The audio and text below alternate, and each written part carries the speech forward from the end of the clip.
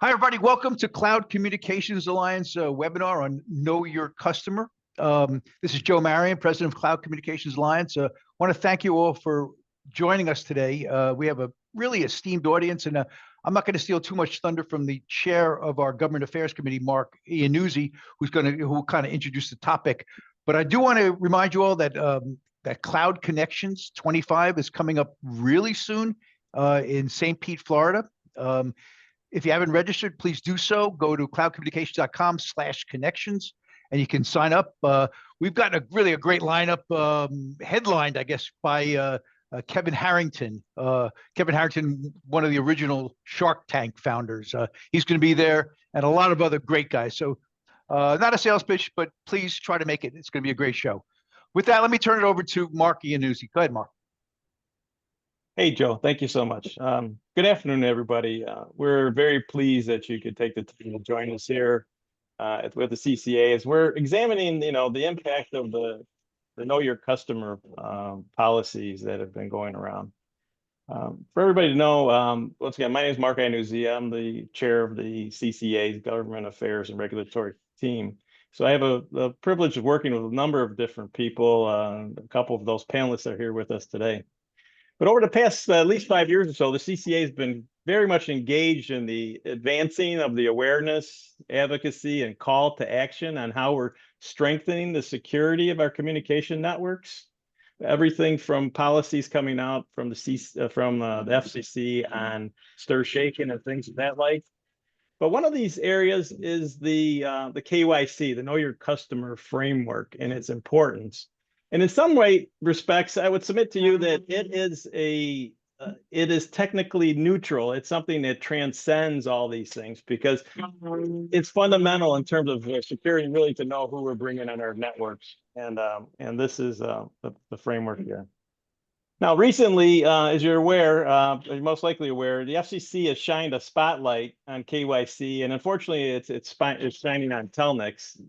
And previously, before this, we had Lingo.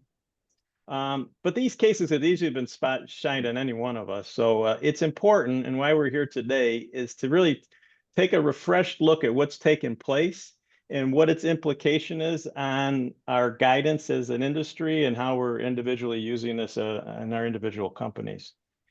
So with us here on the panel, I'd like to start off with Michael Pryor. Michael is on the CCA's Government Affairs Committee, and he's an attorney with Brownstein. And I'd like to kick it off here with Michael, if you can kind of bring us up to date with you think what's going on with the FCC regarding Telnix. Sure. Thank you, Mark, and thanks everyone for joining us today. I thought what I would do for today is kind of level set and quickly summarize what the FCC has said or hasn't said about what KYC requires. So I'm just going to do a kind of a quick look back, and then Keith can fill in a lot of details. So the KYC concept originated in an order that came out at the FCC at the end of 2020, and it set up what we might call the effective measures rule. I'm going to read it, but I think Keith's got it on one of his slides too. But that rule requires a voice service provider to take affirmative, effective measures to prevent new and renewing customers from using its network to originate illegal calls, including knowing its customers and exercising due diligence in ensuring that its services are not used to originate illegal calls. So that's the sum and substance of the rule.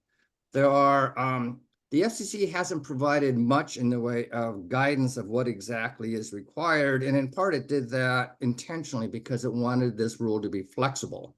And instead of sort of dictating certain specific steps that providers must take or should take, it really kind of left it up to the providers to determine, what might work best on its network to prevent illegal traffic from getting on the network. But there were a few findings that the FCC announced in that 2020 order. One, again, it's that there are any number of ways in which providers could comply with this effective measures rule. But at the end of the day, what's required is that the providers know their customers and have taken measures that have the effect of actually restricting the ability of new and renewing customers to originate illegal traffic. There are two other kind of key aspects of this. In addition to flexibility, the one thing the FCC said is you probably need to do more due diligence if you're opening up your network to someone who's going to be doing high volume calling. But at the end of the day, the FCC said, look, we don't expect perfection here. And if you've taken, the steps that are effective, and you do not originate a significant amount of illegal traffic, then you're satisfying the FCC's obligation. There's another aspect of know your customer, which is know your upstream provider. This was first applied to gateway providers in 2022, then extended to all intermediate providers in 2023. Again, kind of the same flexible concept, but the FCC in the 2023 rulemaking order did kind of identify at least a few steps that providers may take, including obtaining the physical business location of your customer, getting the contact person information, knowing the state or country of incorporation, getting a federal tax ID if applicable, and understanding the nature of the business of the upstream provider. Again, saying, look, this is not necessarily everything you need to do, but here's some ideas. So, that was kind of the end of it. But now in the last 6 months, as Mark mentioned, there have been two significant actions taken by the FCC relating to know your customer. The first was taken in August of 2024 with respect to Lingo. And if folks remember, this was the company that allowed calls to go through that impersonated President Biden's voice and sent calls to voters in New Hampshire saying, don't go to the polls. So the FCC tracked that down to Lingo and charged Lingo with not violating the KYC rule, but violating the rule of stir shaken, which requires a signature with an attestation. Lingo's problem was it gave A attestations to spoof calls. The other thing, and Keith will provide details on this, Lingo settled with the FCC and entered into a consent decree that had a number of criteria for KYC that Keith will run through. The next thing that happened then, as you also know recently, was the FCC issued a notice of apparent liability, which is a sort of a charging document making allegations that Telnex failed to know its customer in allowing some calls to go through that were clearly sort of fraudulent. And again, I think Keith will talk about some of the allegations in the NAL. From my perspective, it's interesting because notwithstanding the commission statement that we don't expect perfection, in this case, Telnex, while it initially onboarded this customer, it shut them down within 17 hours of starting to make phone calls because of their monitoring, reported themselves to the FCC, but the FCC nevertheless issued a $4.5 million fine. So I am going to stop there and then turn it over to Keith. But to emphasize Mark's point, KYC is pretty much front and center now at the FCC and needs to be paid attention to. So with that, Keith, go ahead. Thanks, Michael. Thank you for everyone for joining here. And KYC as a concept has been around in telecom and the fight against robocalls for about 7 years now, and people have different conceptions of what it means to know your customer. I remember being part of a conversation when I was still at Sprint with Rebecca Johnson, who's the founder and CEO of Numerical, and a representative from one of the other major carriers who said, we know our customers, we've always known our customers. This isn't a new concept. And to some extent, she was right, because voice service providers, carriers have to know where to send the bill, where to provide service, and the basic contact information for who's purchasing services from them. But it does go a little bit deeper than that. And I've teased out the know your customer concept into 3 interrelated but distinct concepts. One is, who are you? Second is, what are you doing? And third is, will you pay the bill? And the commission is really interested in parts 1 and 2 of that. But most providers really kind of care most about number 3 for obvious reasons. So to step through this a little bit, the core of KYC is, who is the entity or person making the call? Is it a corporation? Who owns the corporation? Who runs the corporation? Where are they located? Who's authorized to act on that company's behalf? It's basically the driver's license of a company. And that is really the core of what know your customer means, and what a big part of what the commission is looking for. The second part of know your customer is, what are they doing with these phone services that they've purchased from you, from a provider like the CCA members? Are they calling, making legal calls? Are they doing inbound, outbound? How are their compliance practices with the myriad of different laws that apply in our space? The TCPA, do not call list rules, telemarketing sales rule, robocall mitigation database, state rules, et cetera, et cetera. It's a very complicated space, and it's very difficult in some ways to be compliant. So while the commission, I don't think, is expecting carriers to be the absolute police traffic cops on exactly everything that their customers are doing in this space, they need to do some due diligence to find out whether they're making efforts to be legally compliant, or whether they are just blasé about all these requirements. Everyone's going to mess up sometimes. The big 3 carriers all have TCPA violations that have been issued against them by courts or by the commission or a state agency over the years. So nobody really is perfect in this space. And the third part of this is, will you pay the bill? And know your customer can include some sort of creditworthiness check, but the commission doesn't really care if you get paid. They really care about elements 1 and 2 of this tripartite know your customer framework that I've put out there and used as a way of kind of guiding the discussion. And in the bottom right of this slide, you'll see the rule that Michael referred to, that is the very, very vague enunciation of what the requirements are. And as we go forward, I'll talk a little bit more about that.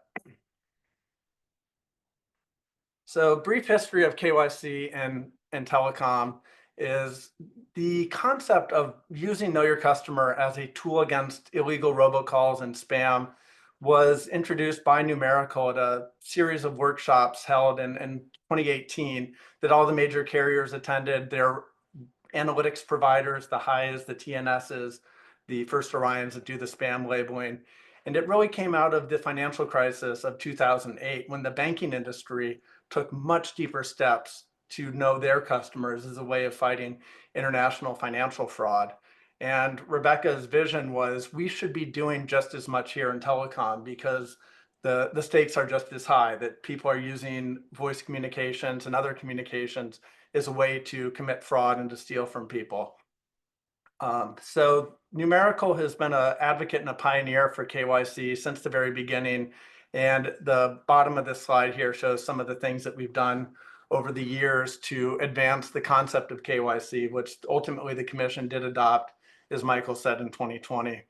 On the right is just something that ChatGPT came up with me yesterday. I was talking with Rebecca about that 1, 2, 3 framework before, and I just said KYC is as easy as 1, 2, 3. So I went to ChatGPT and said, write me a parody of the Jackson 5 song, KYC 1, 2, 3. And unfortunately, for copyright reasons, there's no legitimate service that can set this song to music of the Jackson 5 music. We did do something that made its own tune that's not quite as much fun. But anyway, I just wanted to throw that out there. We're all into AI these days and seeing what it can do and what it can't do.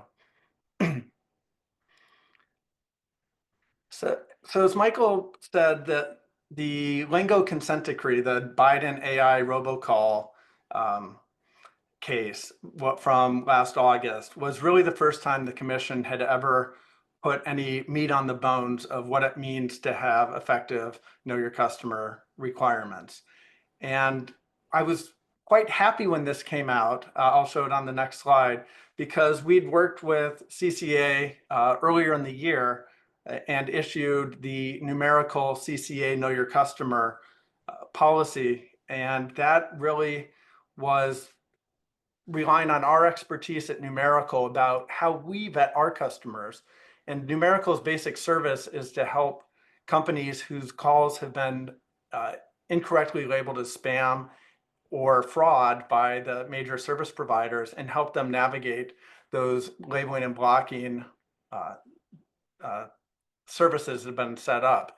So we have bad callers that are trying to leverage our services to help them avoid the spam and blocking restrictions out there. So what we do is we have a detailed framework that we use internally to know our customers, to make sure that they are who they say they are and they're doing what they say they're doing.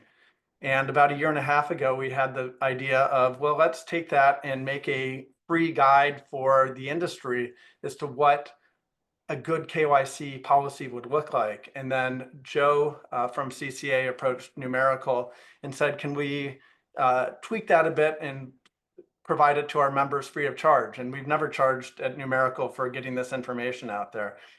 So we made a slightly revised version for CCA members in early 2024.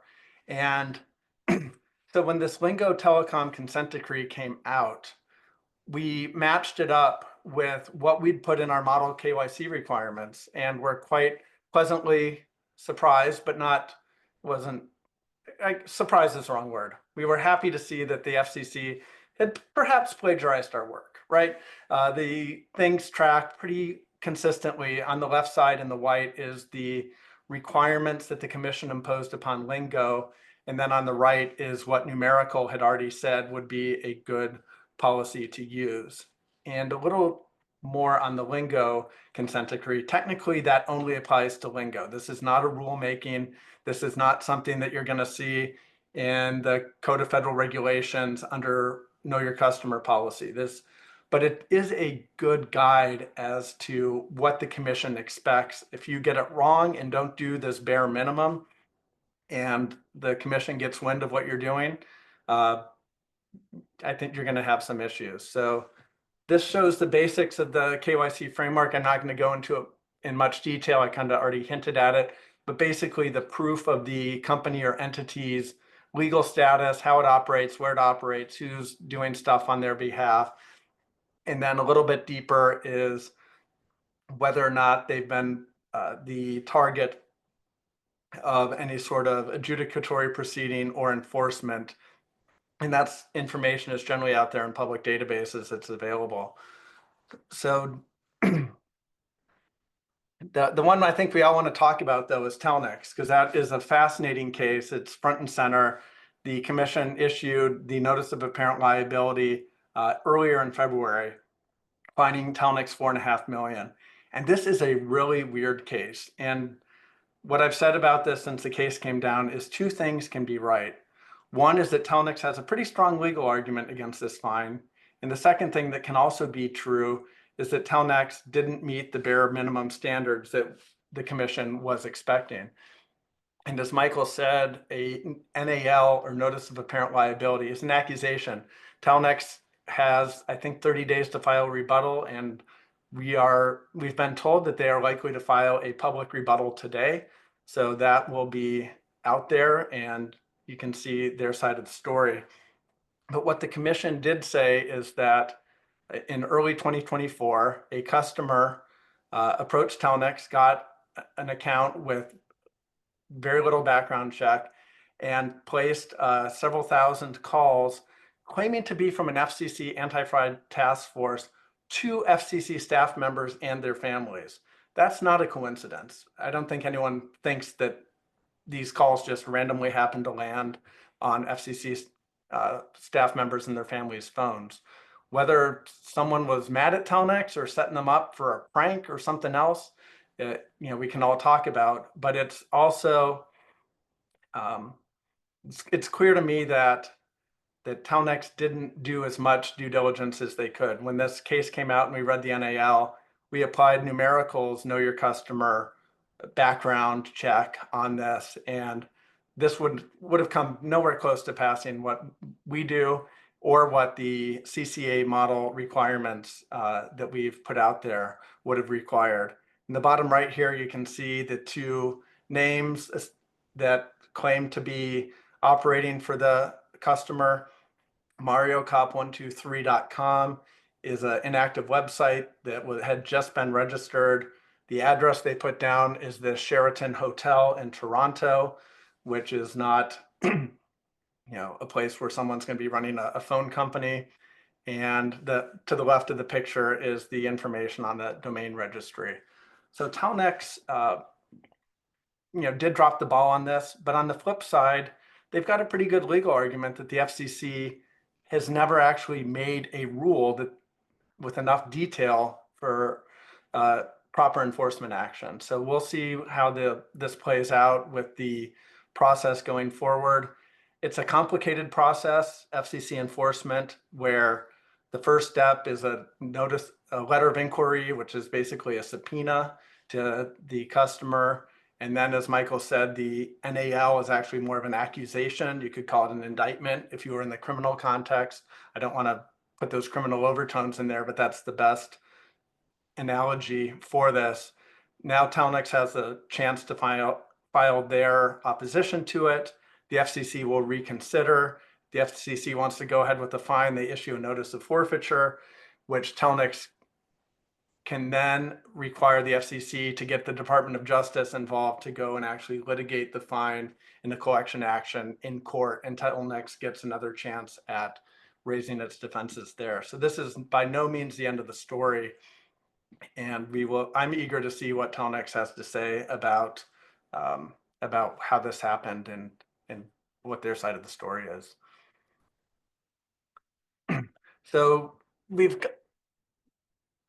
got on the screen here is a link to the Know Your Customer guide that we put together with CCA. I'm going to be making some updates to that over the next few weeks, and we'll be sending that out.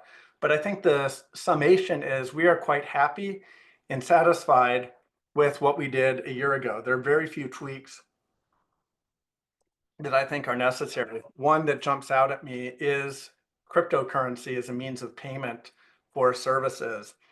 Lingo was specifically forbidden from accepting cryptocurrency as a means for payment.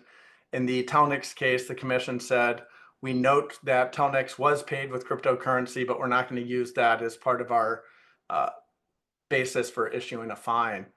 And crypto is kind of front and center in a lot of people's minds right now.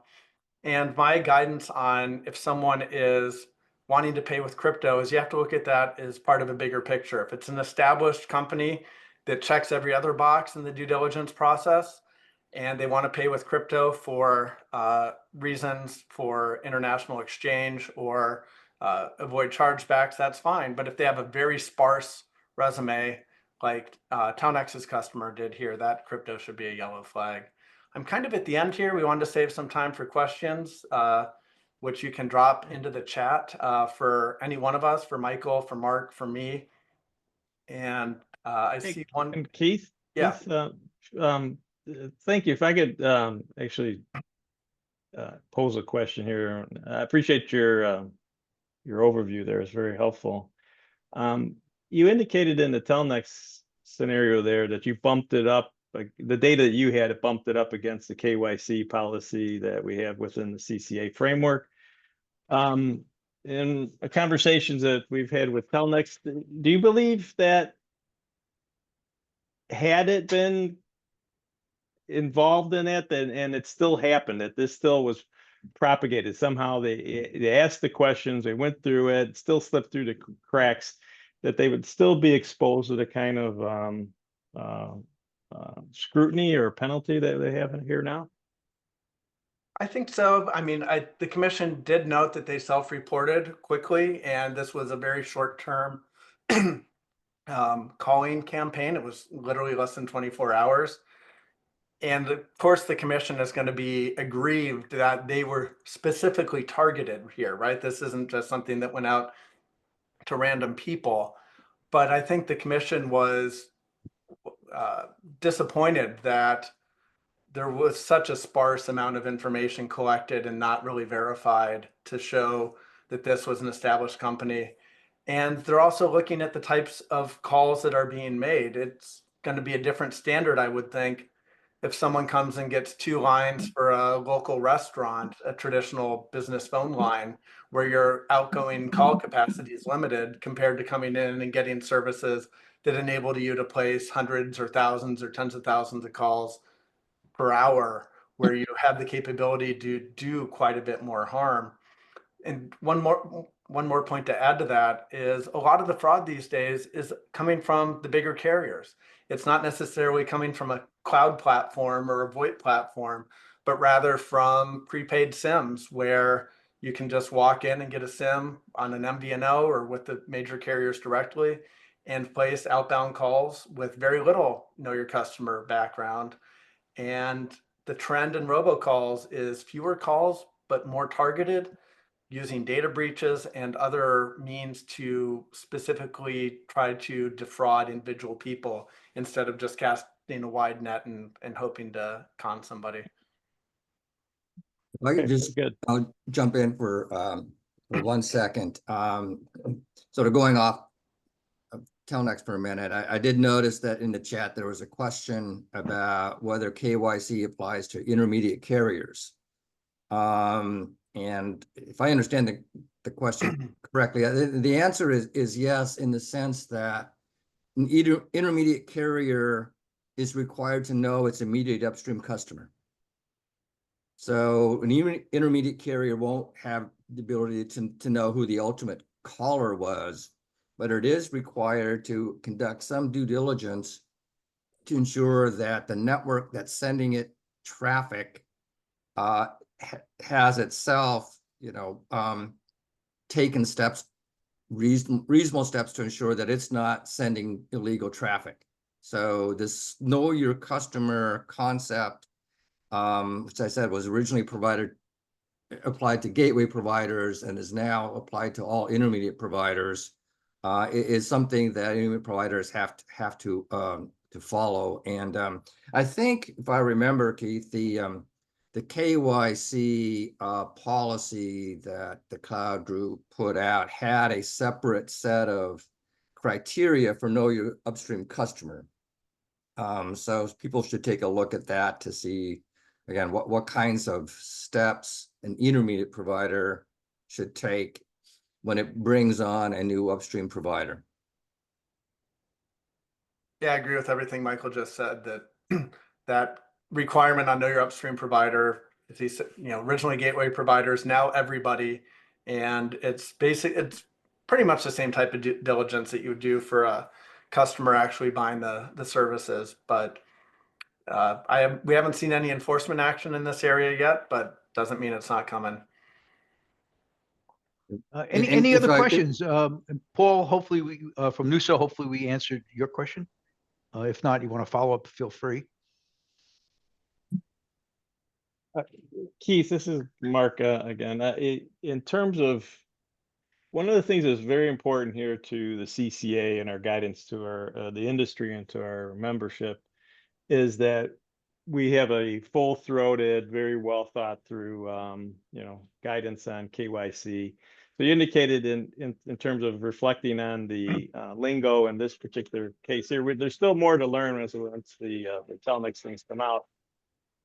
But right now, it's standing pretty strong, do you believe, on the foundations we have? Because earlier it was discussed here that, hey, they really didn't come out explicitly and say, thou shalt do this and that. And I know there's a lot of debate in our community about saying, hey, you need to tell us what the rules are, because unless you do, then anything goes in terms of breaking rules. And then the other side of it is, well, the industry should just come forward with a good standard. So as we reflect on the KYC policy here, and I know we're going to be looking at making some improvements, are you comfortable that if you really follow the letter of this particular policy statement, that that these kind of things would be not visited upon a member company?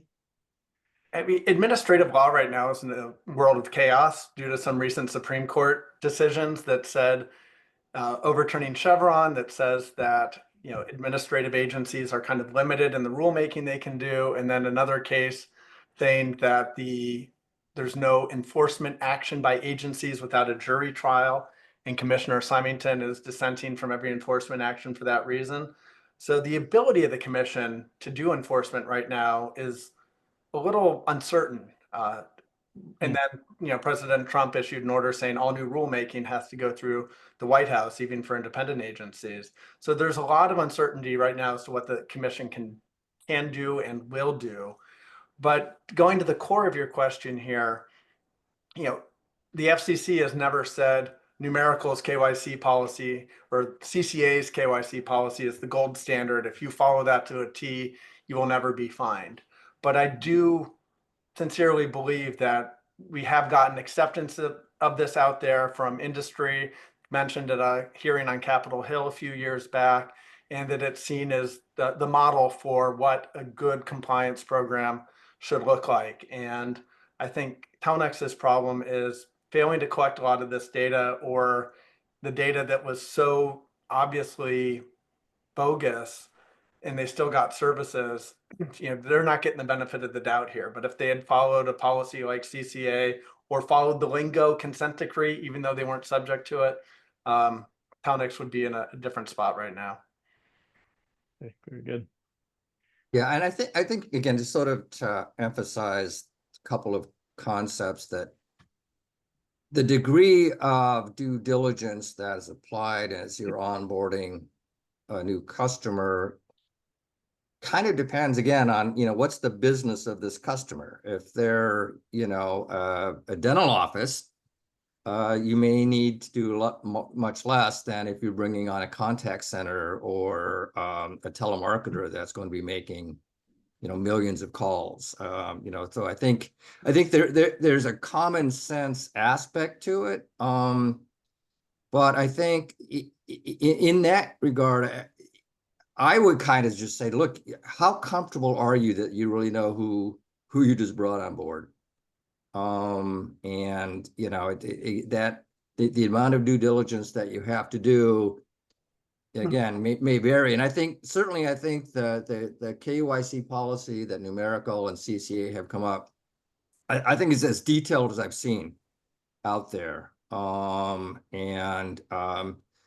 think, while you can never say never, it would strike me that it would be difficult for an agency like the FCC to bring an enforcement action for violating KYC if the company had done some or most or many of the steps in the KYC policy framework. Dawn Marie stuck a comment out, a little tongue in cheek in the comments section. Maybe Elon can fire everyone at the FCC. And it's a joke, but it's not a joke, in that when CCA adopted our Know Your Customer policy, the concept was let industry come up with our own solution rather than running to the FCC or other regulators and having them tell us what to do it, because when they do it, they sometimes mess it up. So we thought that industry ourselves, CCA, should come up with our own Know Your Customer policy. So it's your policy. It's owned. It's run by the association. Just so you know that. In our similar context, CTIA has the consumer code for wireless service, which was a very successful effort to avoid a lot of regulation on how the big carriers market their services, with fees and coverage maps and speeds and limitations. And that group through CTIA has done a great job of avoiding regulation and avoiding enforcement by having a robust industry generated policy and sticking to it. And speaking of sticking to it, one thing we're working on at Numerical are tools to help companies like CCA members do a thorough KYC vetting.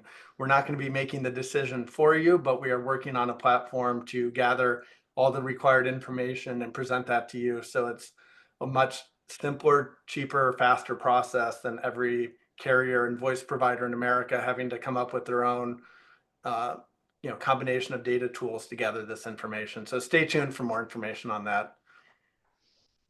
Great. Gentlemen, another thought here is we talked about the vetting of a customer when they come on board and really doing the diligence. And Michael, as you indicated, there's some pragmatics you might want to do further investigation depending upon who that client is. But what about the ongoing relationship? I mean, over time, you brought the customer on board 2 years ago and they might have been sold. Or I mean, is there a refresher thing that is also that we should be discussing or introducing? Because that certainly could happen, right? Is that, hey, all of a sudden something bad happens 3 years from now, and you did all the right things when you brought the client on board, but something changed, right? So any thoughts on that part of I guess, KYC? yeah, I mean, I guess I would separate KYC from the requirement to ongoing monitoring. Mhm. Right, the KYC that's an onboarding process. Companies are equally required to keep an eye on those customers through monitoring of traffic and other means. And of course, they have to detail those kinds of steps in their robocall mitigation plans that they have to file into the mitigation database. So there's definitely a requirement for some upfront due diligence, but there's an ongoing obligation to keep track of what a customer is doing. And you're right, a customer may have a change in his business plan, and one day it was sending out 3 calls a day, the next day it's sending out 300,000, and that, right? So that would have to trigger some sort of renewed look at that customer. Yeah, well, at Numerical, we reevaluate each customer on an annual basis in addition to ongoing monitoring. We call it our annual recertification process, and I think that's an appropriate type of thing for the providers themselves to be doing. And just one thing I didn't really touch on as I was describing the Telnex case is the FCC's enforcement power and dollar amounts are astronomical and catastrophic. And they chose an amount, I think it was $2,000, $2,500 per call. And Telnex kind of got lucky here that the caller only made a couple thousand calls, because the commission loves to do enforcement by scaring the bejesus out of you with some massive number that nobody in their right mind could ever pay and seems totally unjustified, and then negotiating down to 20% of it, which is still a massive number. But they say, oh, we've been fair, we've ignored 80% of your violations or something like that. So FCC enforcement is no joke, and they wield a very heavy hammer and have a deeply vested interest in extracting concessions from companies. Yeah, that's something to take a deep breath on, huh? Okay, I don't see any other comments or questions before we close out this session. Okay, I don't see any. For everybody participate, thank you so much for coming in. Keith, Michael, thanks for your help in this thing. Numerical, thanks for working with us on the KYC policy. I do believe that that diligence up front is technically neutral. It does, it's really just a good practice that a business should have.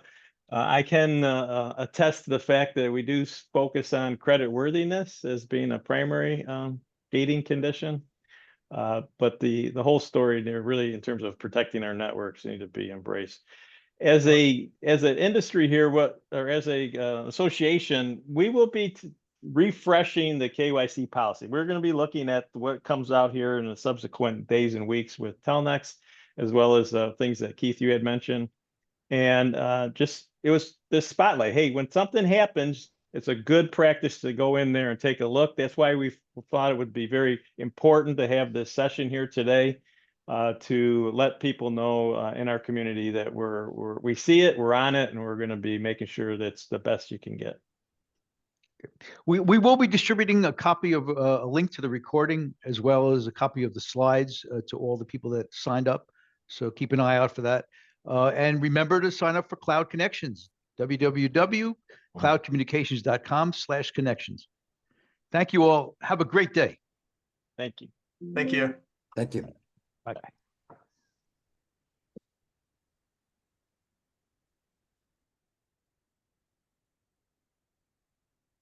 I can't find the close button. I never use Zoom anymore.